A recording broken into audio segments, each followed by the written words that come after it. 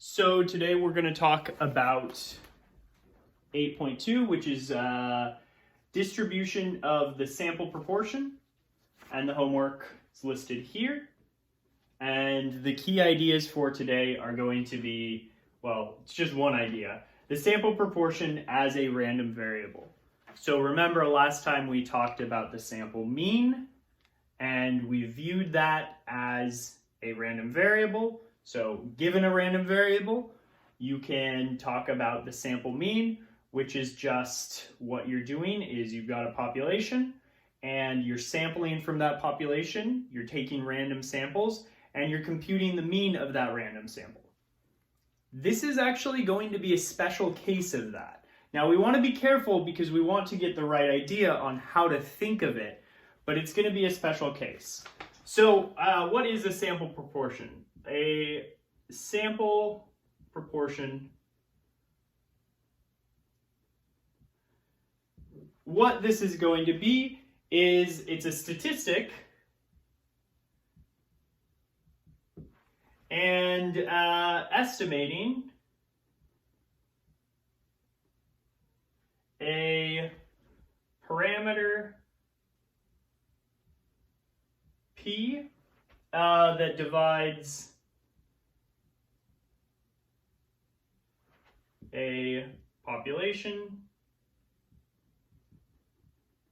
into success or failure, but not both. Okay, so that's a weird way of saying this. Maybe a better way, it can also be thought of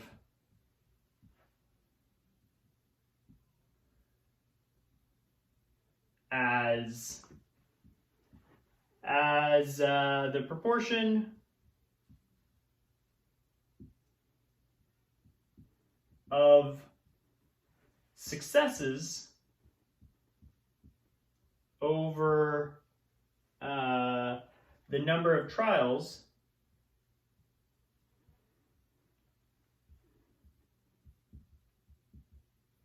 in a binomial experiment.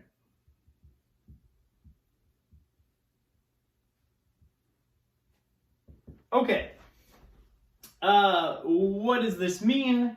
Let's first give it an indication. So if our parameter is P, our notation for our sample proportion, so if our proportion is P, our parameter P, then our sample proportion is going to be P hat. And this is going to be indicated by X over N, where N is going to be the sample size, or if you want to think of it in terms of a binomial experiment, this is the trial size, or number of trials, and this is going to be the successes. But you can also think of it as, so here we have sample size, and on top we're going to have number in sample with characteristic we want. So like, if you're talking about cats and you want to know how many people in the United States have cats, you could ask a random sample of, 100 people, and you would record how many people have that characteristic of having cats and divide it by the sample size you took, 100. So that's all we're talking about. But in the binomial experiment language, what we're talking about successes in that example would be having a cat is a success. I think it's successful to have a cat, but maybe you're a dog person and you don't. So these words, again, success and failure, they don't mean anything about right or wrong of anything. We just think of it in terms of success and failure. Just some sort of, you can think of it as zeros and ones, things like that.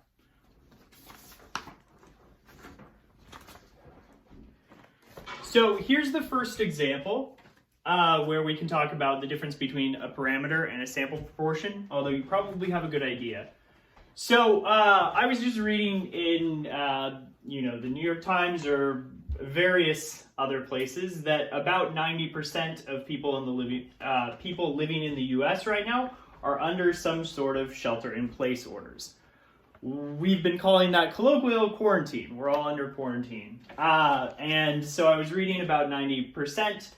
So what we're going to do is probably, not exactly 90% of people are sheltering in place, but maybe some people who aren't under orders are, and maybe some people who are under orders aren't.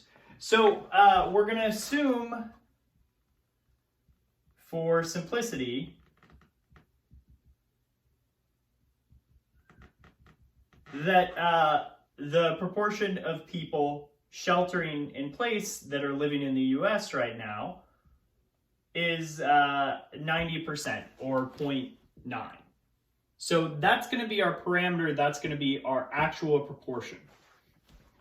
And then what the sample proportion is going to be is, suppose we ask 500 people randomly chosen if they are sheltering in place, and 432 of them reply yes.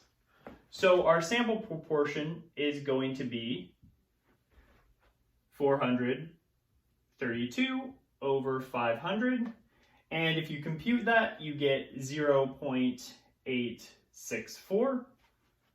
And so this is kind of the difference, is that we didn't get the actual parameter. So what you want to do is you want to think of the sample proportion as a guess. It's our way of trying to guess this parameter. In a lot of ways, this parameter isn't actually known, and that's because to find out exactly what the proportion of people who are sheltering in place in the United States is, the exact number, you'd have to ask every single person.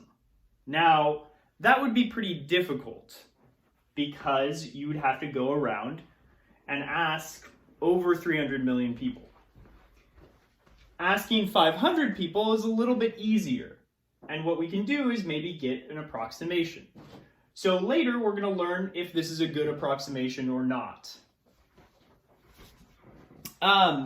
So the idea is, I guess, similar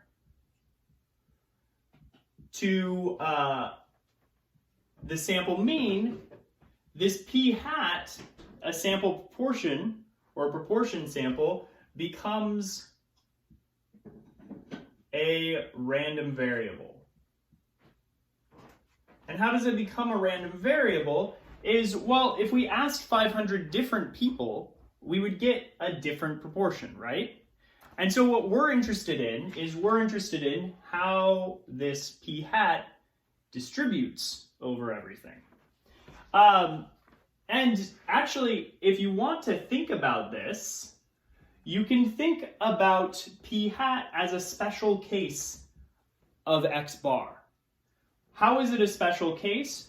Well, if we think of the distribution of our underlying population, the underlying data, as being a bunch of yeses and nos, or zeros and ones, again, this is actually just a mean where our sample size is 500, and we've just counted all of the yeses as a 1 and all of the nos as a 0. So you can think of p hat as actually a special case of x bar. But we want to be a little bit careful here, because when we're talking about underlying distributions being zeros and ones, that's about as pretty far away from normal as you can get.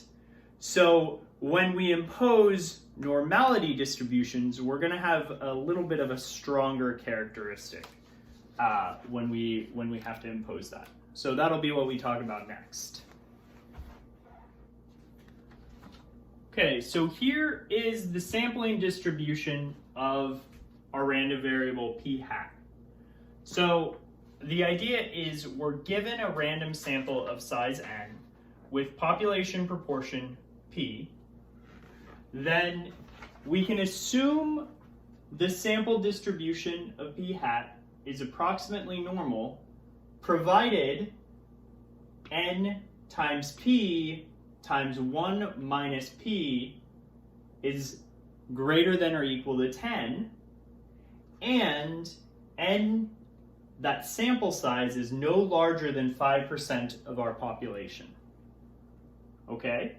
So if you kind of remember back in the binomial distribution section, this same idea showed up.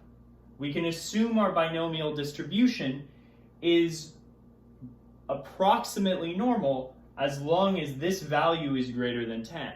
It's the same value and it's for the same reason.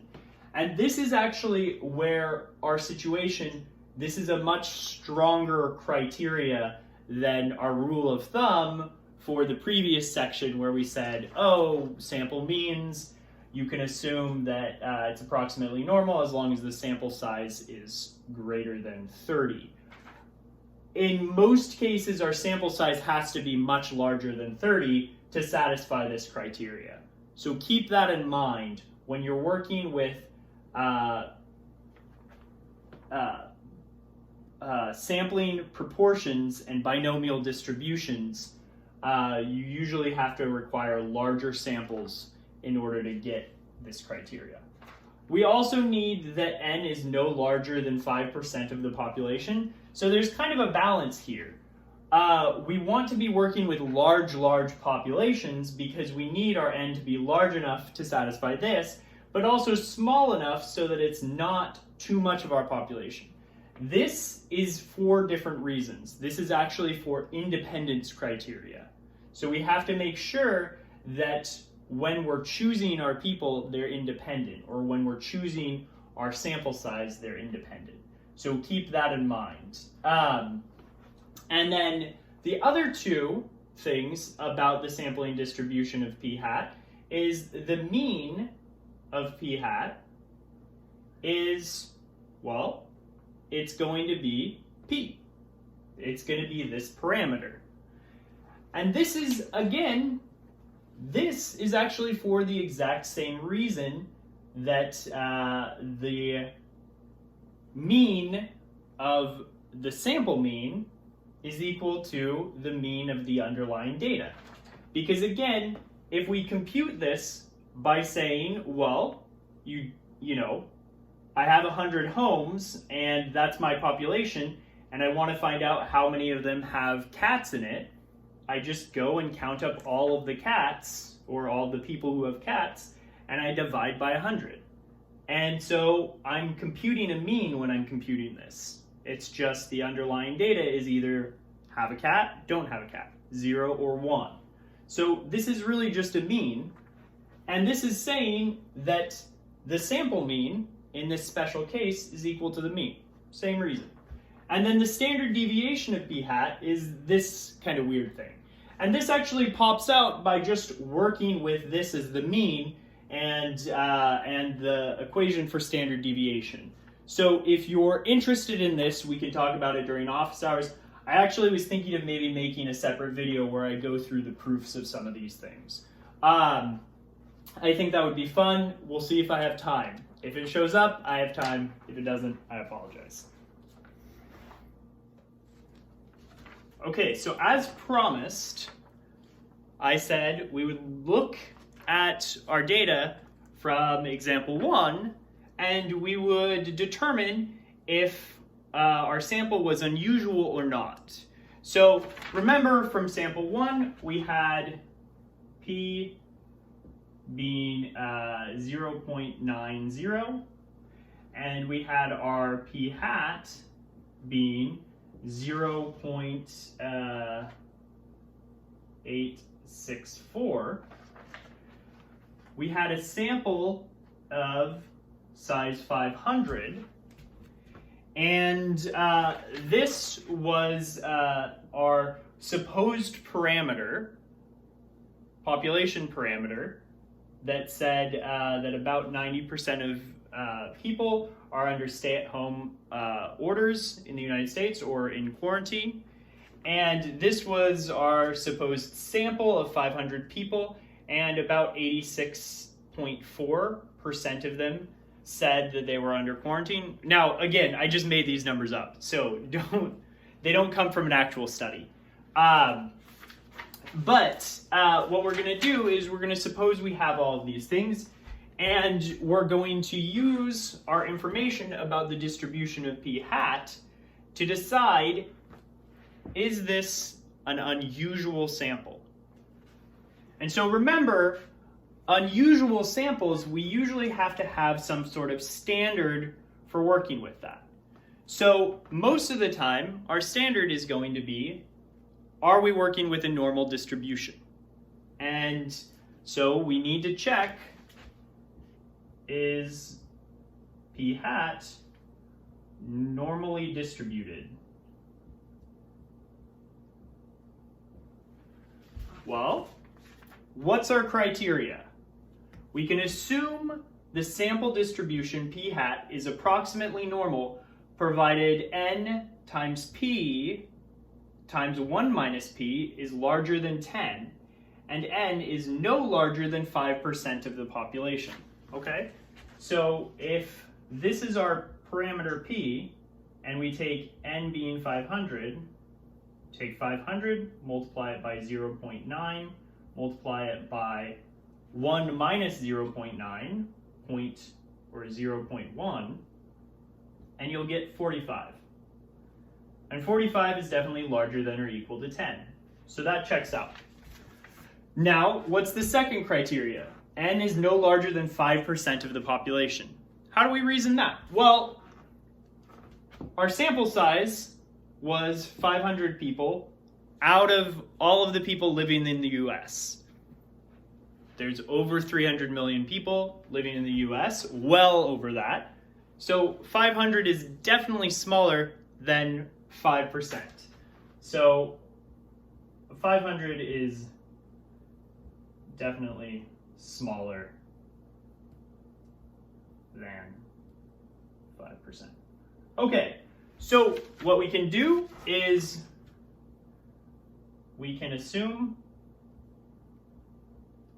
p hat is approximately normal or approximately normally distributed. And then what we can do is we can say, well, when we're talking about the distribution of p hat, over all of the samples that we could possibly take, this is going to have mean p, which is 0.9, and it's going to have standard deviation, which is the square root of 0.9 times 0.1 over 500. And if you work that out, you're going to get 0.013. Okay. Now, how do we tell if our data point is unusual? Well, okay, so let's visualize this. So remember, our rule of thumb when working with is it unusual, is it not, is to think about how many standard deviations it is away from the mean. So if we're looking at p hat, we know that it's centered around p, which is 0.9. And, okay, so what we're working with is 0.864. That's going to be somewhere here, 0.864. And our rule of thumb for unusualness, I know we've got a lot of rules of thumb, so I'll call it rule of thumb for unusualness, is